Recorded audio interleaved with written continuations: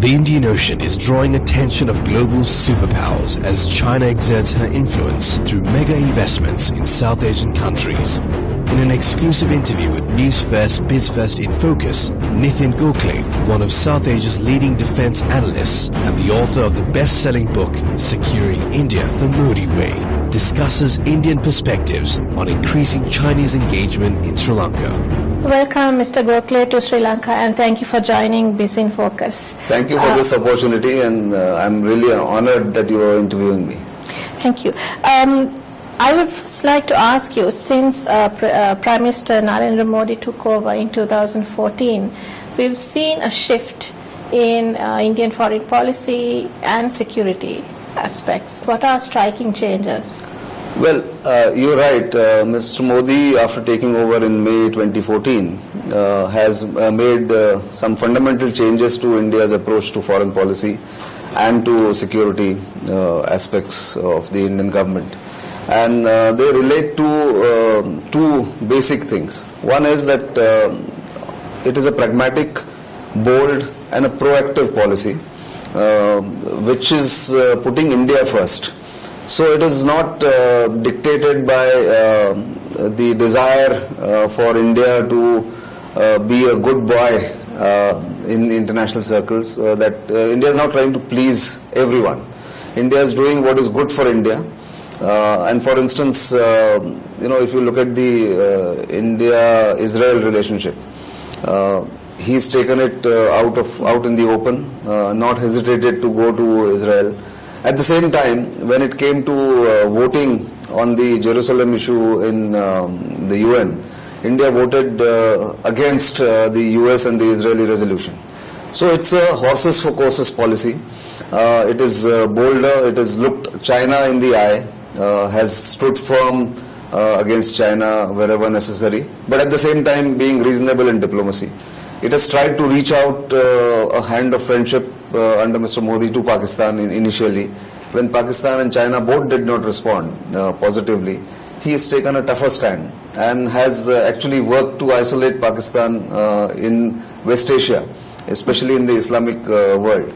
So fundamentally what he has done is he has put India first and has said that whatever is good for India's national interest should be the policy for India, both in foreign affairs and defense and security. So that is the fundamental change that he has brought about. Since you mentioned India first, can we draw a similarity between Donald Trump's style of governance and Prime Minister Modi?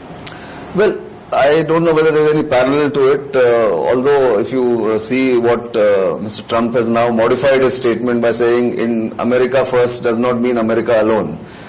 So in a way, Modi has already practiced that for the last 3.5 years. He said India first, all right, but wherever necessary, he has reached out to different countries, different personalities. Take the example of the outreach to ASEAN countries.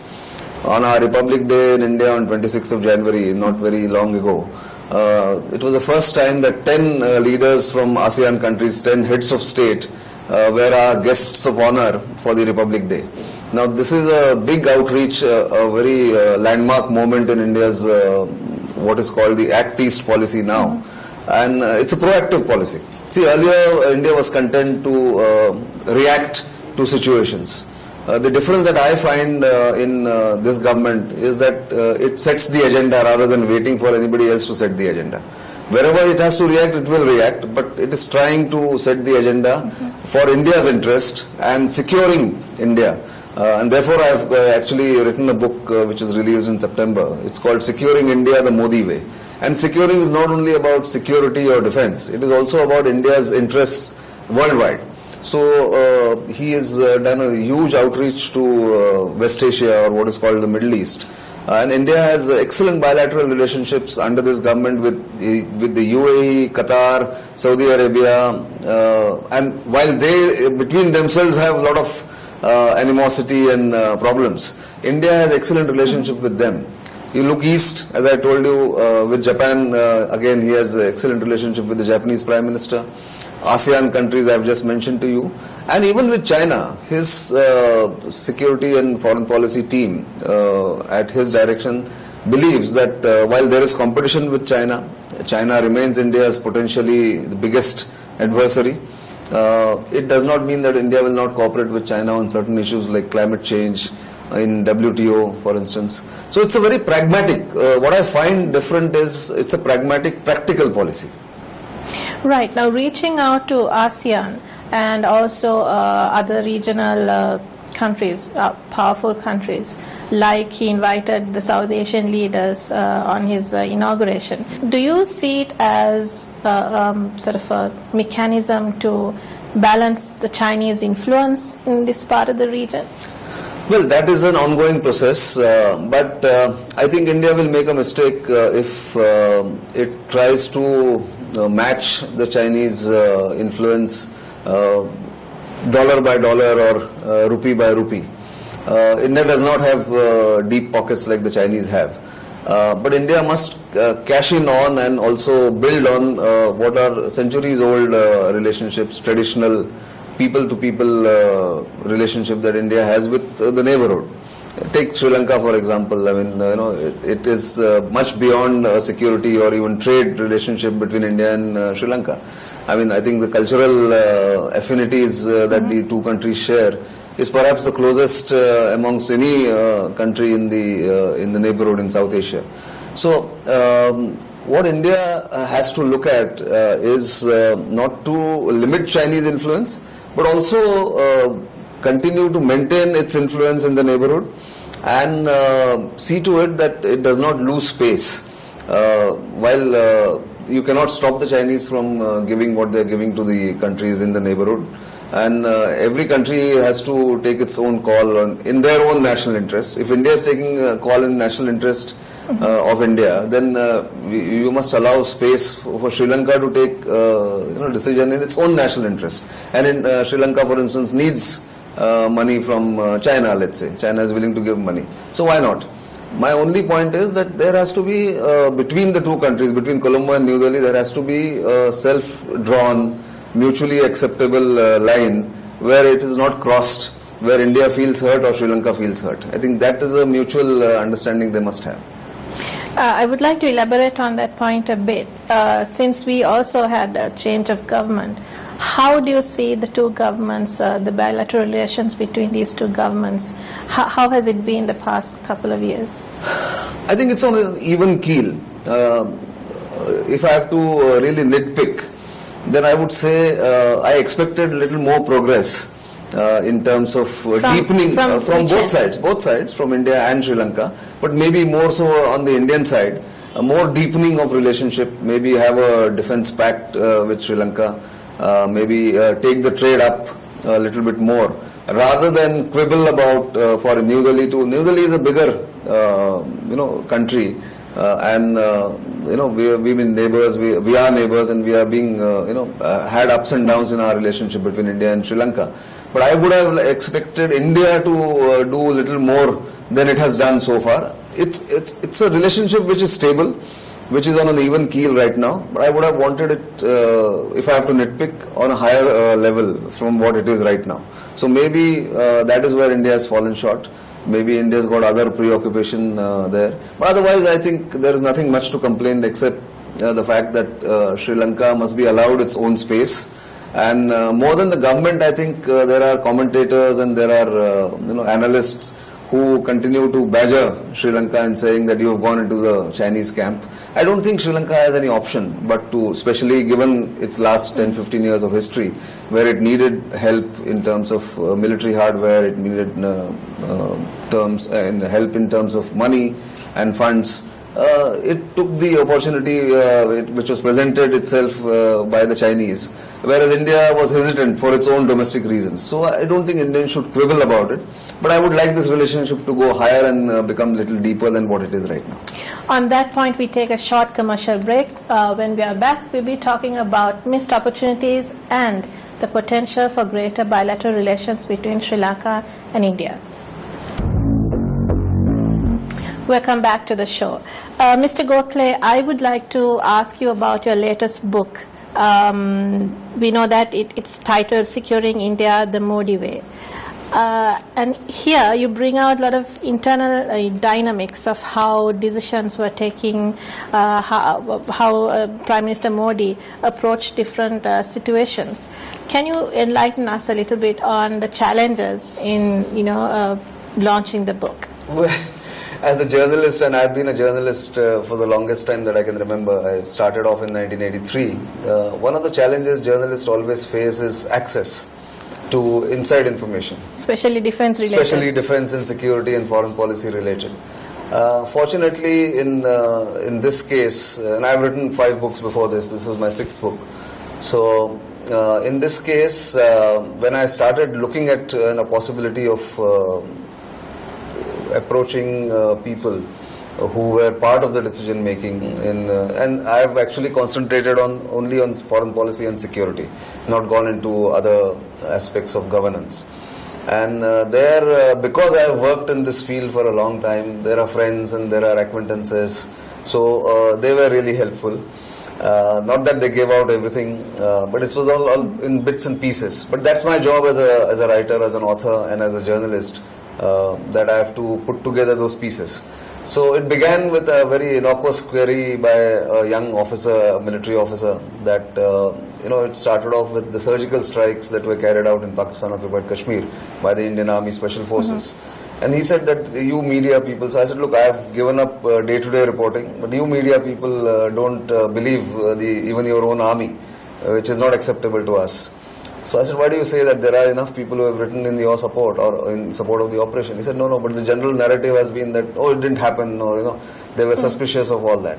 So I said, I think it's on my shoulders to sort of try and dispel this notion that we don't sort of talk about all this. So I started looking for information. How supportive was the defense establishment? Well, officially nobody was supporting.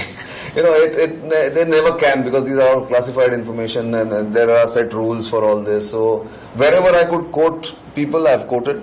I was fortunate that the National Security Advisor, when I approached him, and after some persuasion, he agreed to sit down with me. I had 3 longish sessions with him. So he is the Prime Minister's, confidant. So he gave some insights, and then I built on whatever he gave me and sort of go to other people. So I have basically talked about India's relationship with China and how this government is dealing with China, and how my first chapter actually deals with how Narendra Modi and his team have tried to make these fundamental changes that we spoke about earlier in the interview. And I actually titled that chapter "Removing the Cobwebs." So they're actually making sweeping changes in the way these things are approached, the foreign policy and security. So that's where it began, and then I got into going to the protagonists who carried out the surgical strikes, some commanding officers, some team members, and what it took to take that decision. So again, as I said, having spent a long time in doing all this, what I call pounding the beat, there are many people who are willing to confide in you, and they were very good to me. The former defense minister actually wrote a foreword to the book, Mr. Manohar Parrikar, and it came together. So it is an insider account. Some may call it's an uncritical account, but that I will wait for updating it later. But at the moment, I wanted to put this as the first draft or half a draft of immediate history. And it gives a lot of insights into the highest decision making, how Modi decides who are his confidants, what is his thought process. So he's a risk taker. He's not risk averse. He does not get rattled by episodic ups and downs. Is all that I have brought out in this, apart from the details that I have given about operations and certain outreach that I spoke about that Indian government has done over the past 3.5 years. We know during the conflict here, the stand of the Indian government, because of internal issues, they couldn't help us when we actually needed help. That's right. How did Modi change this, and what was his approach towards Sri Lanka? Well, I think Modi started off very well, that neighborhood first policy that he articulated and invited everyone, all that. And I think he's lucky in the sense that he doesn't have to make the hard choices which the previous government had to do during the conflict itself. And they, of course, had the alliance partners, they were from Tamil Nadu, and they couldn't really openly support Sri Lanka, but although they were privately told, the Sri Lankan leaders were told, you go and finish the LTTE and we will help you in whatever way we can, both moral, intelligence support, all that. I have detailed all that in my previous book on Sri Lanka called Sri Lanka from War to Peace, which was published in 2009. But he has a easier task in a way, Mr. Modi, because that conflict doesn't exist anymore. But on the flip side, it's also a harder task because you won the war, but peace building is difficult. And I remember one of the leaders here saying this, that India-Sri Lanka relations during the conflict were very good, but they became difficult and tense post-war, because building peace is extremely difficult than winning a conflict. And that is where still I think it's continuing. Some wrinkles remain. Today, just now before we sat down for this interview, I just read somewhere that the Solar Alliance, Sri Lanka has joined the Solar Alliance today, and the High Commissioner in Delhi has just signed that whatever, that pact or that agreement. So there are incremental steps that have been taken in progress. But as I said in the earlier question that you had asked me, I would have liked to have seen this relationship going much higher. But for reasons of history, the baggage, the Chinese presence, all that, it has not lived up to its potential. And I've been a long time watcher now for a decade or so more of India-Sri Lanka. So I'm little, I won't call it disappointed, but I would have liked to have a better relationship. Looking back at those instances where we couldn't secure Indian help, what are the consequences in terms of Indian Ocean geopolitics for both countries? Well, I think, first of all, I must remove this misconception that Indian help wasn't there. Indian help was there, but it was a covert help. India gave a lot of intelligence. India gave a lot of people don't know about it. Yeah, a lot of people don't know about it. I've detailed that in my book. In fact, a lot of intelligence was given about movement of shipments of arms and ammunition which was coming to LTTE illegally. So India was helpful in that. India also was supportive of Sri Lanka in the UN in the initial years, when the war was on. So it was holding back the West, which was trying to attack and trying to stop Sri Lanka's effort to demolish or completely overcome militarily the LTTE challenge. But that apart, what the consequences have been that Sri Lanka perforce was forced to look towards China, look towards Pakistan for arms and ammunition, and finally also allow the other countries to come and either attack Sri Lanka or support. So that has resulted in Sri Lanka being hemmed in by a lot of Western countries. But I think that has changed we are going to complete 10 years next year of the conflict ending in 2009. And I think Sri Lanka is now better placed thanks to change geopolitical situation and Indian Ocean becoming a new playground for contestation between various countries. I think Sri Lanka has a very pivotal role to play. I would like India, Sri Lanka, Maldives maritime cooperation to be revived. It has unfortunately not been taken forward, although it was a good concept. So that is one instance of how things have changed or should going forward should change. The other is the trade and the defence pact between India and Sri Lanka must be clinched. I don't know where the difficulties are. If you talk to the Sri Lankan side, they say that India is not initiating it. India says there are difficulties on the Sri Lankan side. So I think the diplomats will have to work on both sides and try and clinch it. But I think the missed opportunities can be overcome, and we can look for further enhancement of the relationship going forward. We have to take another commercial break. We'll be back. On the other side, of course, we'll talk about Indian investment in Sri Lanka, especially in Hambantota and Mattala.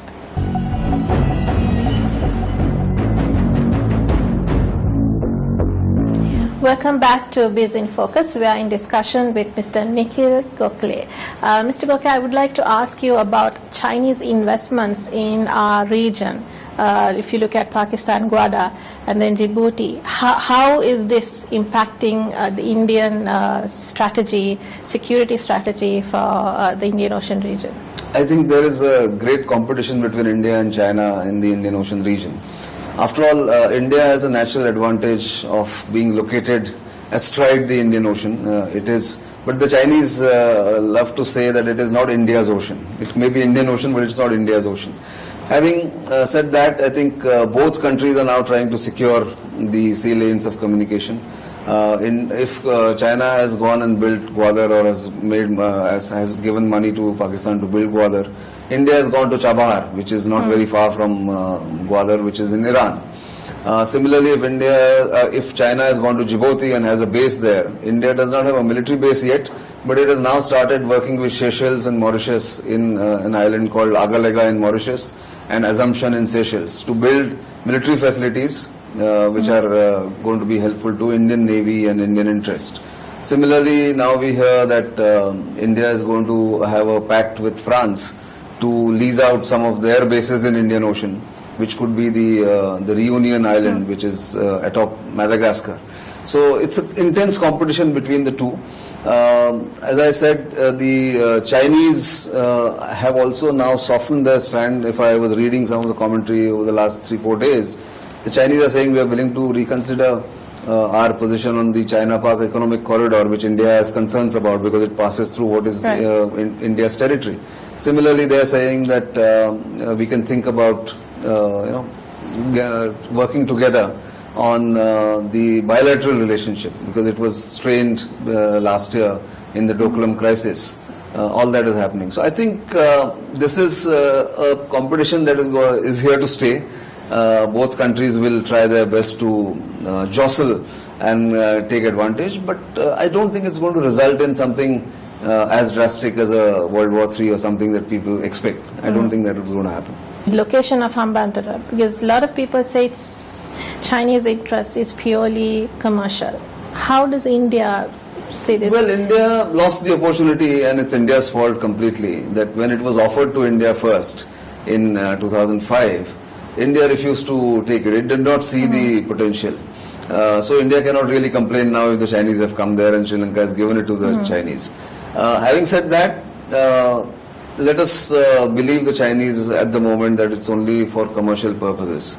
Unless I see anything to the contrary, that there is a military base and there's going to be a turnaround. Because I think after that incident about the Chinese submarine docking in Colombo, I think India has made it clear to Sri Lanka that that was the red line that was crossed. And to my knowledge, I think Sri Lanka has acknowledged it and said that, okay, henceforth no submarines will come. So if India is satisfied with that, I don't think India should be too concerned or is concerned about Hambantota. Although I would think India is more concerned about the Colombo port project, which the Chinese are doing.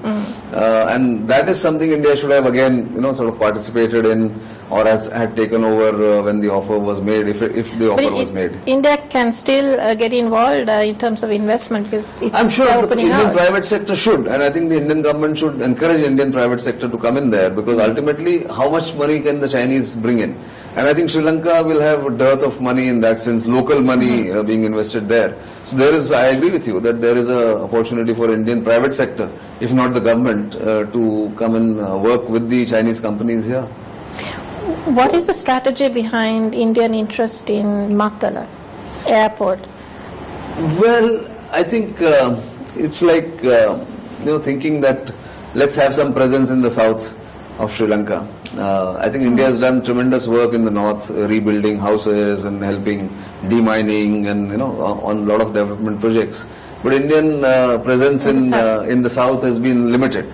So I think perhaps one of the reasons for taking over that project or sort of participating in that project is the thinking could be that. I'm not really aware of the details of how it is taken over, but at first glance it looks to me that India wants to be present in south.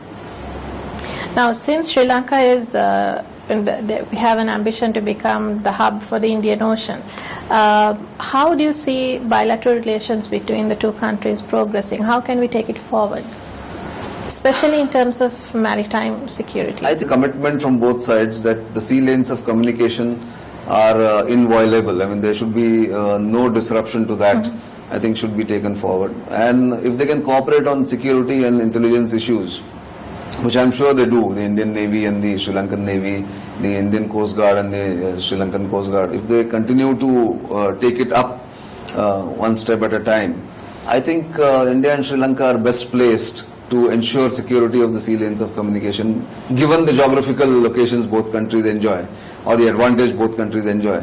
Beyond that, I think at the moment I don't see, and Colombo port is in any case important for Indian transshipment and trade, all that is happening. I would like to see more Indian private investment in Sri Lankan industry and also the tourism industry, because I think Sri Lanka has tremendous potential.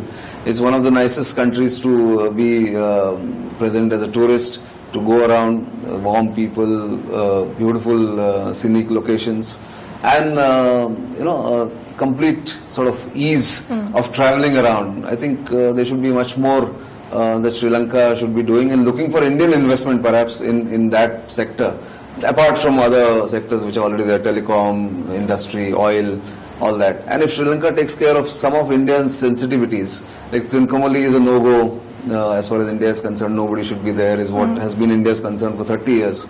I'm sure Sri Lanka ensures that. I think. Do you still see a security strategic importance in Trincomalee? I mean, that yes, was relevant during under the British during the World War. I do, because it's a very strategically located port, and I think countries who are next to each other always have these concerns. So I think India has that concern, and I think Sri Lanka sees it. I mean, sees it in the right perspective, and does not allow anybody to cross the line there. So that is, I think it's a given. I don't think we should worry too much about it, because both leaders are mature on both sides. The bureaucracy also knows what it is. But as I said, to take it to a next level, the relationship, both in the security domain and in trade and investment, I think both need to work much harder. There have been some proposals about the free trade agreement and that kind of thing. So where it stands, I don't know, because I'm not a student of economics. So, but even that will be helpful to create more jobs and create more wealth in Sri Lanka. So I think that is the way forward. We also have a dispute, the fishing issue. What is your advice to both governments? I think there I will put the blame on the fishermen in Tamil Nadu more than anything else, because they have been repeatedly told that this is not Indian territory, it is you're crossing the maritime boundary, so don't do it. But it involves a lot of livelihoods. It does involve, but I think the Tamil Nadu government must educate them, inform them, empower them, and sort of keep telling them. And you can't really stop people from doing what they do, sometimes illegally. But if the humanitarian touch is applied, as they have done all along, I think it's an issue which can be kept at a at a level where it will not become a dispute. Thank you very much, Mr. Goke, for joining us. Thank you. My pleasure too. Thank you very much. Thank you for this. That's all the time we have for you today. We'll be joining you next week with another interesting guest. Thank you very much.